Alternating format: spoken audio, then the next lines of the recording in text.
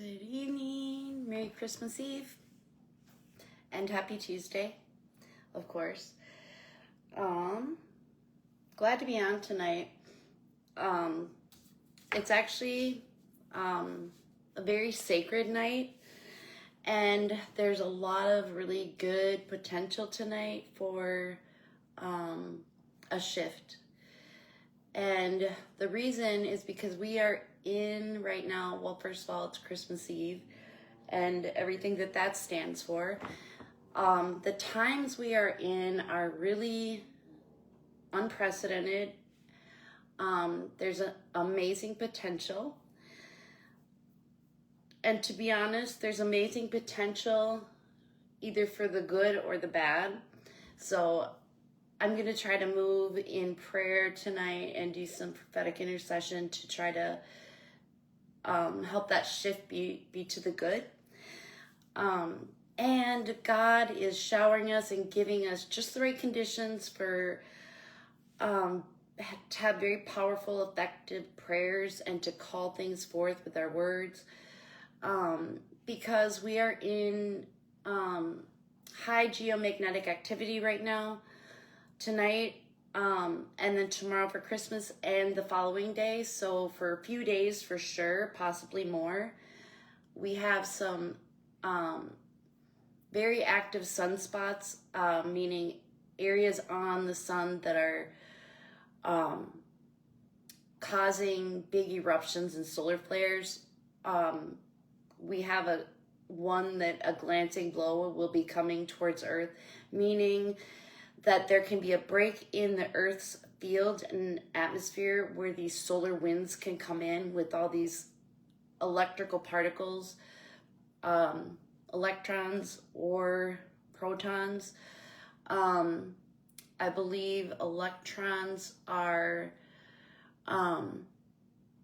electricity and with kind of a negative charge, and the protons are more light with a positive charge.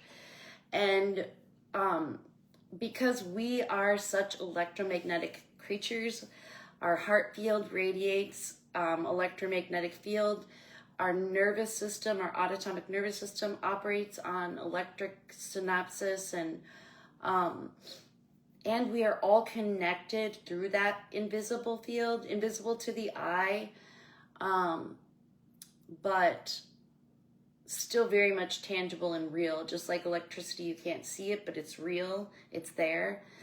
The same thing when we are being showered and we have that solar wind coming in and these charged particles coming from the sun. I believe it's a very holy time because they are surrounding us and it is connecting to our electromagnetic fields that are around our physical bodies. And so we're all really very connected through those fields in this high energy time, if that makes sense, scientifically. And we know a lot more now, true actual science, than we did in previous years. I'm going to dive into some of the things that I believe that God is bringing up to be handled, unfinished business, historical trauma patterns, iniquities, you could call it, curses, things that are impacting us from our forefathers. And the thing that I feel strongly is coming up right now has to do with eugenics. And eugenics is, they thought it to be a scientific truth, but they were theories that were false. And eugenics kind of stemmed, some of the big reports stemmed from scientists here in the United States. But we'll find out as I get into this information that Hitler and the Nazis actually used some of the studies from scientists in the United States for like their very first projects in like sterilization and genocide to create a superior race. And so a lot of things happened in the late 1800s all the way into like the 30s, 1930s with eugenics because of false information about heredity and race. And so it caused a lot of trauma, a lot of damage. It did the opposite of what they wanted it to. They wanted to try to create the perfect humanity. And they interfered with what only God should do. And there's been damage, there's been curses. Right now, with who is about to be moving into presidency, if that happens, Donald Trump, his grandparents and parents probably, their social groups were very much connected to the forerunners and the elite groups that were funding these researches on eugenics back then. And it was in that area, the Queens, New York area. And because of like Trump's mother, Mary Ann McLeod, some of the different organizations that she was connected to as a philanthropist kind of give some connections to them, that they were in a social group and in a community that was very much being pretty much brainwashed, but conditioned with this bad science, this faulty science. And we can hear a lot of that in some of the rhetoric that we hear from Donald Trump, and a lot of white males actually, and in that age group.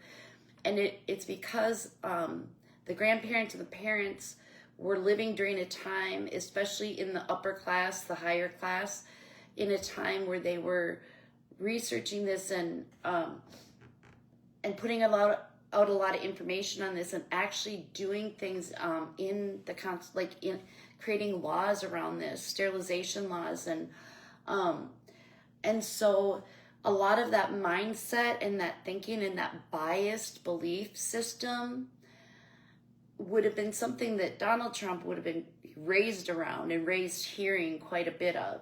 And it's quite possible that his mother's philanthropist, even if it was inadvertently, assisted in funding some of this research.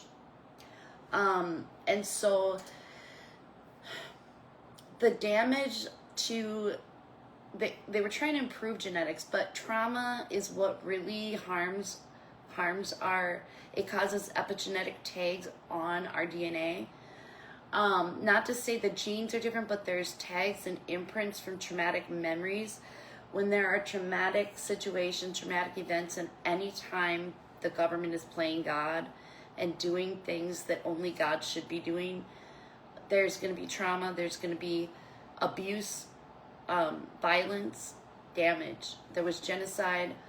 And so all these things have put curses, you could say, or unhealed, unprocessed old trauma imprints. These traumatic memories and these unhealed, unprocessed traumas, they carry on, and we see evidence of that in the Bible when it talks about things impacting generations 3 and 4 generations back. And so we're just kind of coming up on this time frame where we have a huge opportunity to either break this trauma cycle and go the other way and start to heal some of the damage and impact, or history can repeat itself again. And so this is a critical, very critical time. I'm going to just touch on some different research that I've done to give you some ideas of what we are talking about here. This is a very big deal.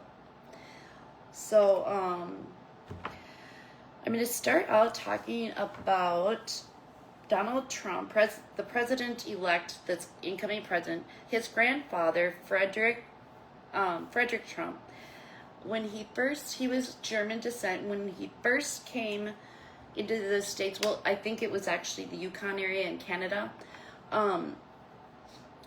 he gained his fortune, basically, And where he gained his biggest fortune and the most money was during the gold rush period in actually I want to give accurate information. I don't want to just go off the top of my head here. Okay, so he was born in Germany, and he was a German American businessman. He was the patriarch of the Trump family and the paternal grandfather of Donald Trump. Born and raised in Germany, he immigrated to the United States in 1885. In 1891, he began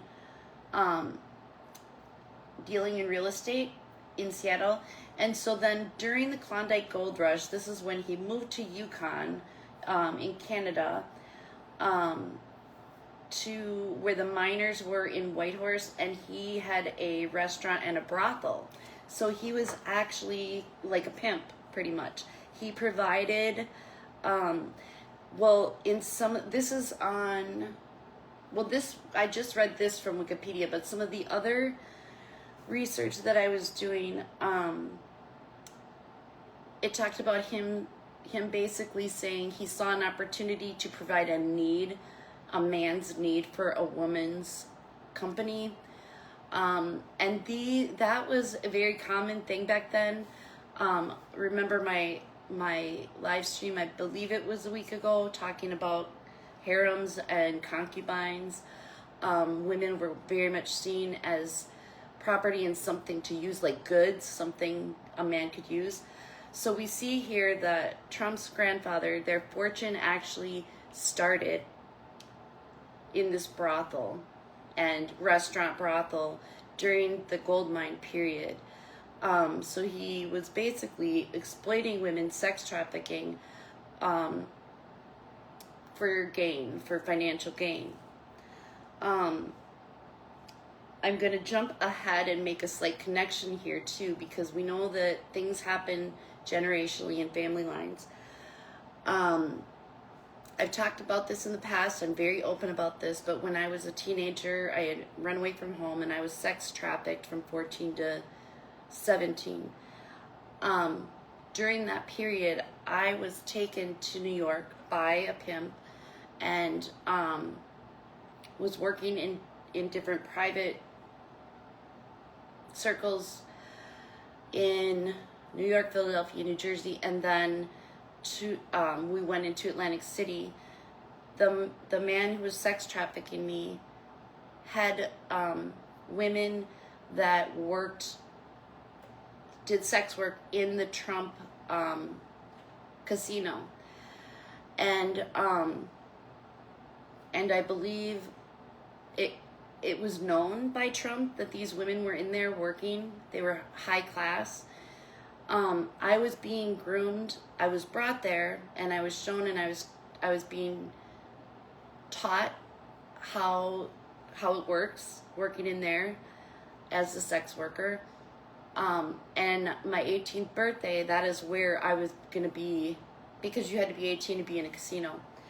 And so that's where I was headed, out of the private gentlemen's clubs into this public that was in Trump's casino, and very much known that there was a service being provided to men.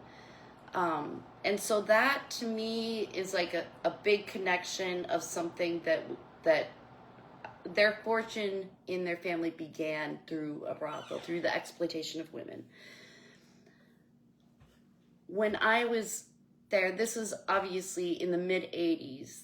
I escaped before I turned 18, a few months before, I think. And so I never ended up being in public in the casino. I was private, and it was mainly white male evangelical clientele and businessmen. And so those are, I'm not claiming that's still going on in any of Trump's establishments, but it did then. And I know that for a fact because I was living with other women who were in there. And road to drop them off and saw I knew this really was happening there. That is a generational curse. It was the harm and violation of women, exploitation of women, treating women as sex slaves, basically. And it wasn't the women really getting these money, because there's always the pimp. And so for Trump's grandfather, his brothel, he was making that money, They were basically sex slaves. And so this having went on also under Trump's watch, whether he knew about it or not, there's damage and trauma from that to a lot of people, not just the women, but the men who were involved. There's damage and trauma and curses from that. I'm sure many families broken up and women abused. It's abusive. It's an abusive, dark world.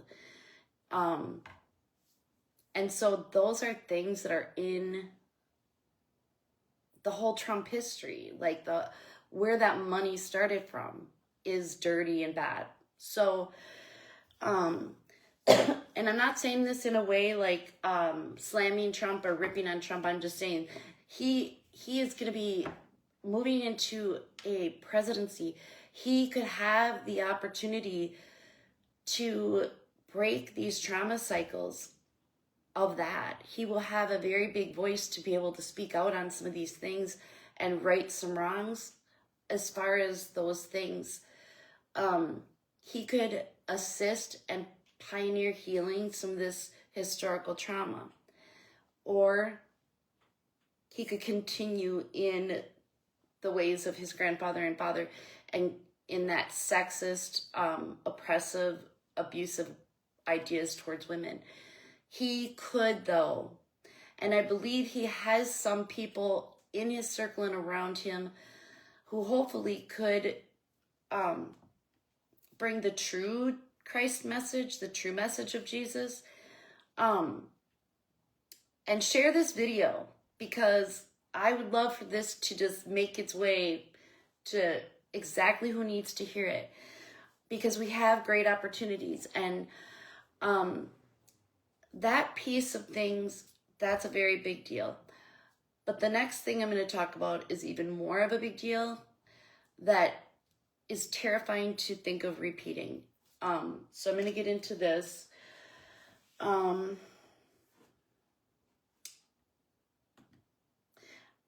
theory of eugenics. So the theory of eugenics, or racial hygiene, in the German context, shaped many of the Nazi Germany's persecutory policies. But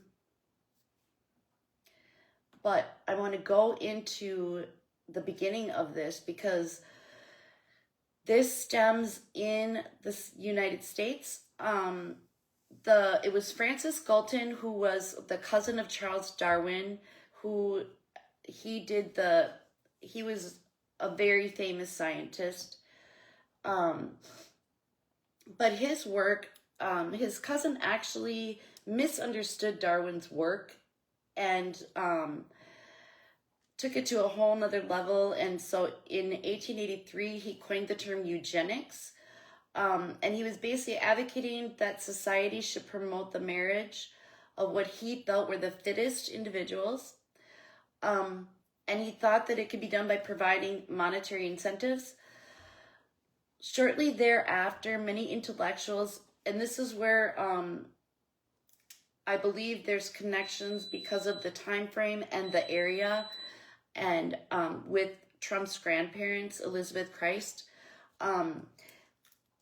because it was in this area that social class were getting involved in this. So many intellectuals and political leaders, such as Alexander Graham Bell, he funded one of the biggest research studies. He funded that, and Winston Churchill, John Maynard Keynes, and Woodrow Wilson, they all accepted this notion that modern societies, as a matter of policy, so like government, politics, should promote the improvement of the human race through various forms of governmental intervention.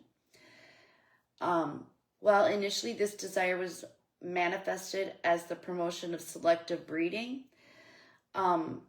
meaning breeding of people, intentionally breeding of people who they deemed through whatever their studies were and research, that was all faulty and wrong. I just want to keep saying that because this is not correct. This is bad stuff. But breeding of individuals who they felt showed high potential for like being musical or being athletic or being a business person, gifted. But ultimately it contributed to the intellectual underpinnings of state-sponsored discrimination, forced sterilization, and genocide. That is what ended up happening. There was different studies such as, these are the titles, pedigrees of pauper stocks and stocks of like people. And that was in England. And then there was another one, individual, these were studies, these are the names of the studies, individual and racial inheritance of musical traits. Another one was heritable factors in human fitness and their social control. So these are all examples from the 1923 report of the Second International Congress of Eugenics. So there was a first Congress of Eugenics. I believe that happened in London. But the second one, and what this was like a big conference. They did a big conference, and I guess you could call it, there was 151 people there, and this was held in New York. It was the second conference of eugenics, and they gathered a lot of philanthropists and like these high political people, people with money, to basically sell this idea. And so this was in New York that this happened initially, and people bought into it. And we're all about funding this. So at that Second International Congress of Eugenics, it was titled Eugenics, Genetics, and Family. The opening address was by Harry Osborne, who is the president of the American Museum of Natural History in New York. And here was his opening statement. I'm just going to read this. And this was addressing these 151 attendees that he was trying to get support from, or they were trying to get support from. In the U.S., we are slowly waking. This is quoted from Henry Osborne.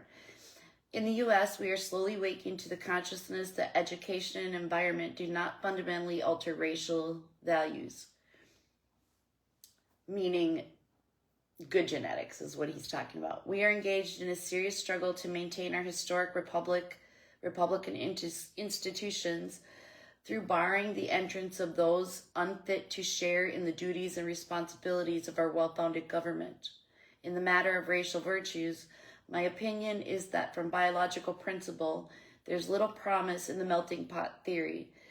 Put three races together, Caucasian, Mongolian, and the Negroid, you would likely unite the vices of all three of these as the virtues. You would get the vices. For the world's work, give me a pure-blooded, ascertain through observation and experiment what each race is best fitted to accomplish. And in this, he's talking about the black person not being fit enough to be in government, but they could be in agriculture or mechanics. And then he goes on to say, the right of the state to safeguard the character and integrity of the race or races on which its future depends, to my mind, is incontestable as the right of the states to safeguard the health and morals of its people. So basically he's saying that he's trying to sell the idea that the government and the state should, on the basis of being able to safeguard their future, they should be able to study and implement things that are based on the eugenics, where some races are superior to others. So, in the 1920s, I'm just giving a few little points. Why the eugenics became a serious scientific movement in the 1920s. 20 years earlier, in 1902, Charles Davenport, a professor of zoology at the University of Chicago, approached the Carnegie Institute with a request for $45,000 to create a biological experiment station for the study of evolution. So during this, he was doing crossbreeding and doing all these studies. And for some reason, that got commingled into scientific genetic approach for humans. So Mendel, with his personal fascination with the perceived human racial differences, used some of those studies and research to begin the eugenics movement. Let's see. So in the 1920s, three major efforts pushed the eugenics movement ahead in the United States and then subsequently through Europe. And this ended up going into the Nazis. But the Eugenics Research Association, with Laughlin and Davenport as leaders, and in affiliation with the American Association of the Advancement of Science, the American Eugenics Society, founded by Laughlin, Harry Cranton, Madison Grant, Henry Fairfield Osborn, with the purpose of promoting the eugenical movement at both scientific and popular level. The Eugenics Record Office, directed by Davenport and run by Laughlin, with the express purpose of providing scientific data to support the eugenics movement. So they created these different organizations and offices to do these research to basically try to prove scientifically why it would be good to go into some of these experiments, basically. Okay, there was a publication then in 1922 of eugenical sterilization in the United States. And it included the drafting of a model law, like a governmental law, for sterilization, meaning making it so that people could not have children. They were creating sterilization programs throughout the country. So in the U.S., the Supreme Court upholding a Virginia sterilization statute as the establishment of the eugenical authority of the state for the prevention of hereditary degeneration by the methods sound from legal, eugenical, and humanitarian points of view. It's now possible for any state, if they desire to do so, to enact a sterilization statute. And there's a study to go with this to show who would qualify for the state to be able to step in and sterilize. And so there was this paper or reports, the surveys, called The Problem of the Feeble-Minded. This was in Connecticut, and it has 9 different points that they can look at to determine if a person would qualify as feeble-minded to be sterilized against their will, in order to basically purify the human race.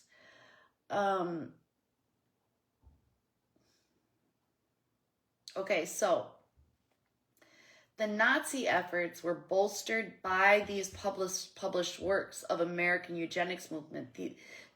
Hitler used these studies to gain control of the German government, and the passing of the law for prevention of hereditary disease in offspring. That was in 1933. The Nazis, when proposing their own sterilization program, governmental, specifically noted the success of sterilization laws in California. So by then, there was documented cases, 60,000 sterilizations that had been done in the states under law. When the Nazis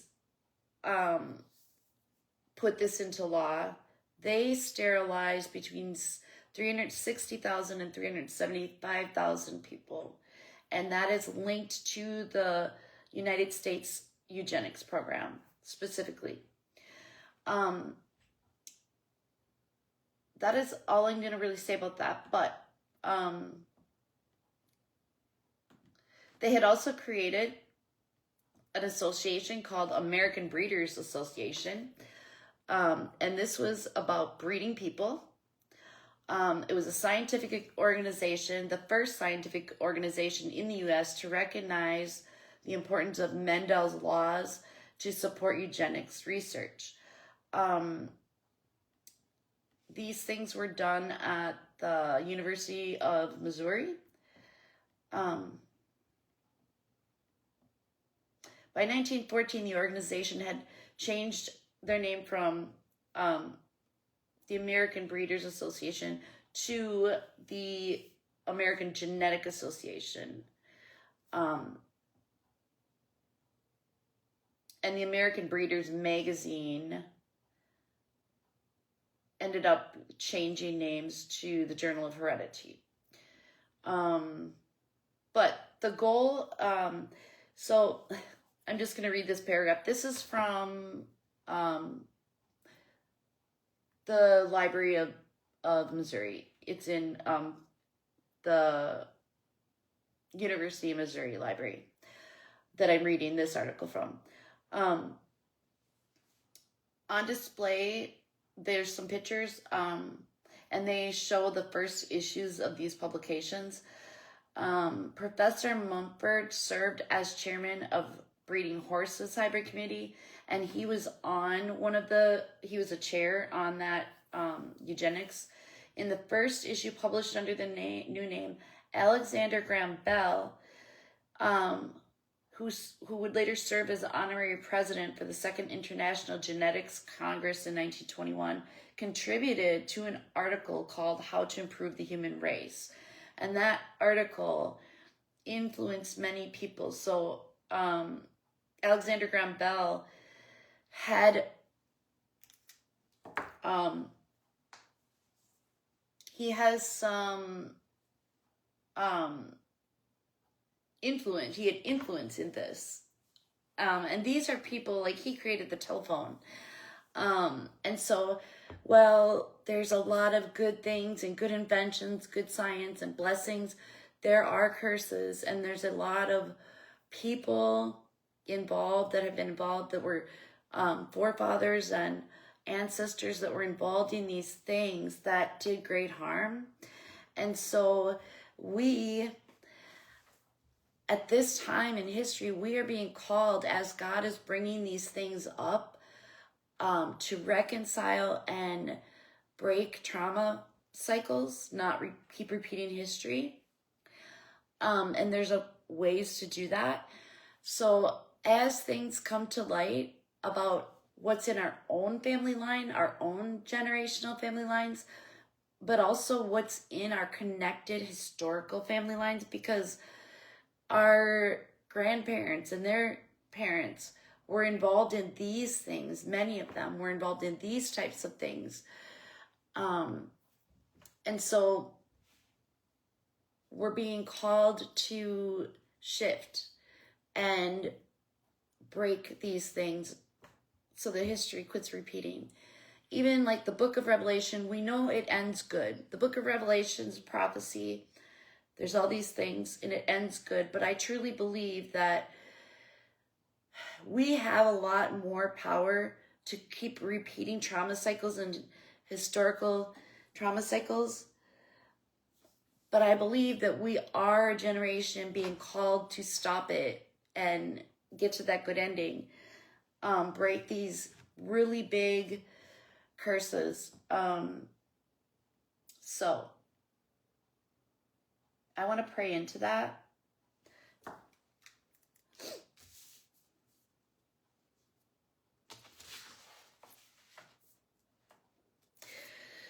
So before I do that, though, a lot of these things in eugenics were based on faulty belief system, faulty ideas of how we operate as humans, how our DNA expresses itself. But the truth is, when we are born and we're little babies, when a baby is born, bonding and being held and nurtured and loved is what helps a baby and child's autonomic nervous system to develop. And that is what is going to control everything from our feeling safe to our fight and flight and every system in our body through that like vagus nerve and the autonomic nervous system. When that becomes healthy and well developed with the bonding, because when bonding occurs, there are certain chemical reactions that happen with love, and the process of myelination and insulation on some of these nerves happens through those interactions and through the things that the body produces as a reaction to that love and comfort and nurturing and bonding. And those are the things that can cause imprints in our DNA if we are not given that love and nurturing. Those are the things that can stunt our development in different ways, emotionally, physically, the nervous system. It is that lack of getting the basic need of love, nurturing, lack of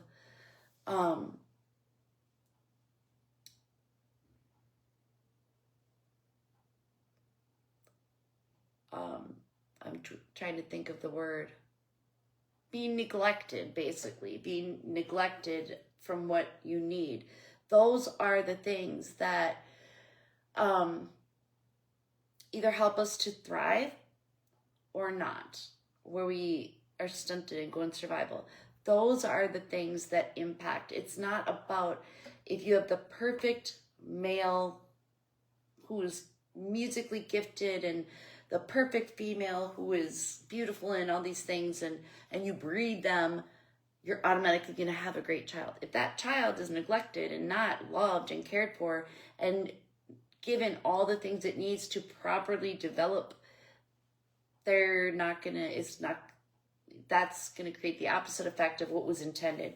So with this, people with a mindset like this are not considering, I mean, back in the day, it was like children are seen and not heard. There's a lot of abuse, a lot of physical punishment, and even the religion I grew up in. But I got a lot of love and nurturing too. My mom was extremely nurturing and loving and bonding. But the ways that we have raised our children many times, and our grandparents and great-grandparents raised our children, is what hindered the development or hindered being able to thrive. Those are the things that cause people to be trying to survive and fall into addictions and different things that are unhealthy. It's not the DNA of your parents, it's the love. And that is also what helps us to heal from these things is love. And so the ways to break these trauma cycles and stop history, the bad history, from repeating is literally to use Jesus' teachings, the message that Jesus gave us, how to heal, how to live, how to love. And now, in combination with Jesus' message, basically the Beatitudes, we also have very good, correct information on, we're just starting to try to get this information out there about neurodiversity, different neurotypes, and how trauma affects different neurotypes and different cultures. and also just basic nervous system science and child development, so that we can do things right and do it right from the get-go with our children and be healthy and create communities that are so drenched in just love, the habitat of love and thriving and caring, that people heal and people can thrive. That is what we need to move into. I do not have worry or fear, but I do believe that things can go very, very bad, and history could repeat on some of these things with this new incoming presidency and team that he is selecting. I think that there's a lot of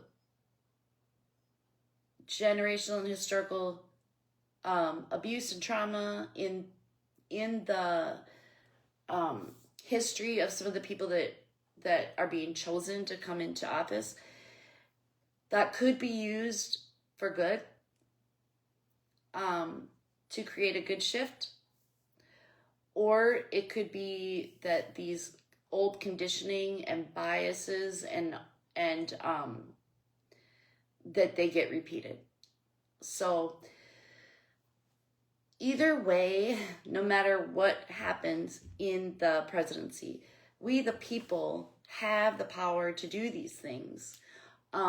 We each individually have the power to do these things. So I'm going to read the back of the book I wrote, that I was very much inspired by God to write this. And it's kind of to reverse some of the bad programming and to just overlay truth on top of it.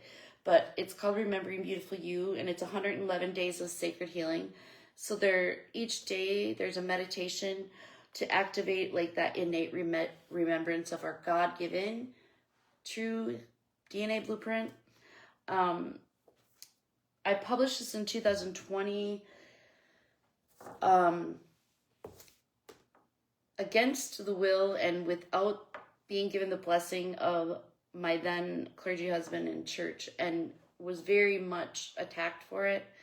But I believe in this book, and I believe it was definitely inspired by the Holy Spirit for these times. So, but I'm just going to read the back of this quickly, give you an idea.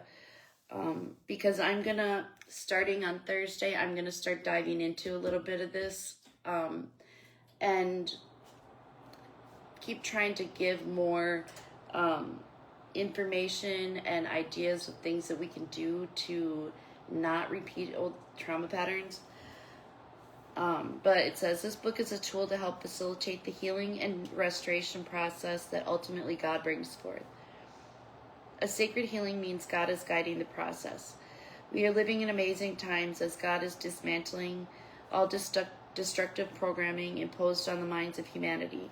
And like this stuff I'm reading, this is the kind of destructive programming. Living under the influence of these programs has caused so much chaos and trauma. There's historical, generational, and personal trauma that is impacting the way we live life. As more people begin to wake up spiritually, the need for healing is crucial.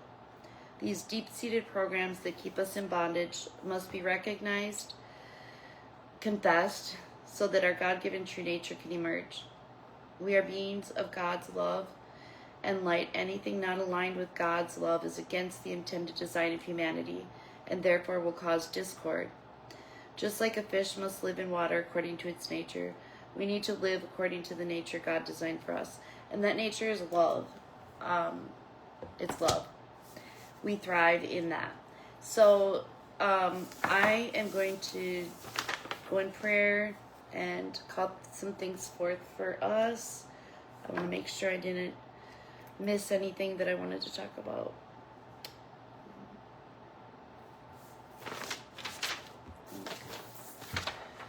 Oh, okay.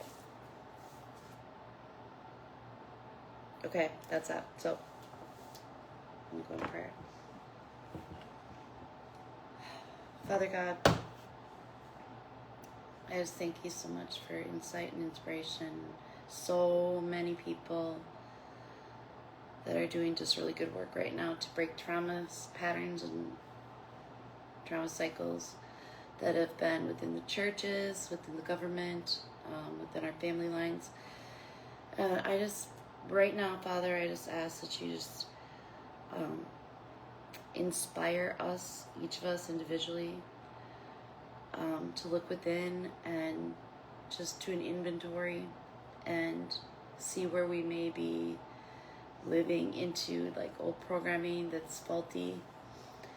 And I ask that you cast down any ideas that may be coming into our government that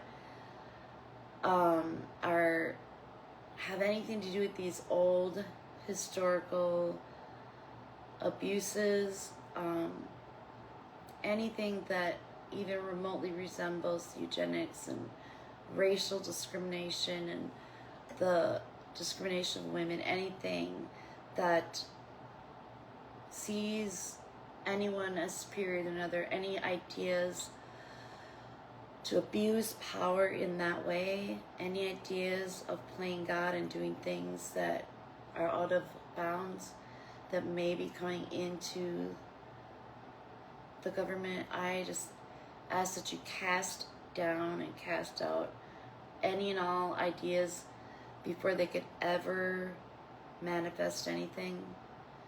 I ask that you interrupt and thwart any plans that would repeat these old historical trauma cycles.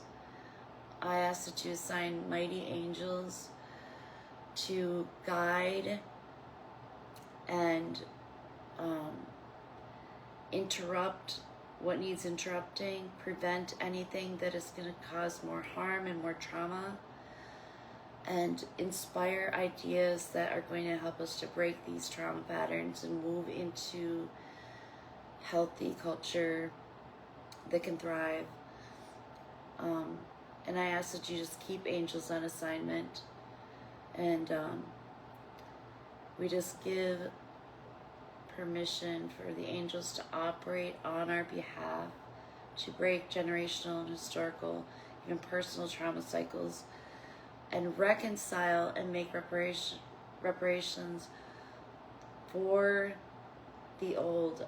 I ask that you assign angels to inspire ideas of things that we can do and to reverse the impact of this historical trauma, to heal and help us move in that direction, facing God, moving back into alignment with love and Jesus' true message in the Beatitudes. I just ask that you have heavenly helpers all over surrounding us, guiding things, and I just pray that in Jesus' name. Amen. Okay, thank you guys. Merry Christmas Eve. I do feel hopeful, but also I'm not disillusioned. I believe that there could be some interesting and potentially scary things that we're facing. And so we can just continue to show up and be present and know that our prayers make a difference, and that our actions are always helpful. God will inspire things, and I just think it's really important for us to believe in ourselves and have faith in God to show us as we seek out and ask for ways to handle these things and move into cultures where we can help people to heal and have justice and all of their needs met and more balance, rather than like just so many in society having an overabundance of wealth and what they need, and then a very large majority in poverty, oppression, abuse, trapped in systems. I just really think that we need to push forward, find ways to implement as many resources as possible for people and as many safe places as possible for people. This isn't a competition or time to have competition. We want a lot of options for people who need help. Everyone deserves to have options because one size doesn't fit all. And so I think the more that we can all collaborate and work together, just glean off of one another, the better it'll be for all of us to continue in our own healing and to be more productive to help others, because there's so much crisis going on. So I believe in us to be able to do it. So I hope you have a good Christmas tomorrow and enjoy family or your solitude, whatever it is that you have going on, whether you're working or I just pray that everyone has peace and hope no matter what is going on, that we do have more power and access to heavenly helpers, heavenly assistance than people realize, and just lean into that and be hopeful. So I love you guys so much. I'll see you on Thursday.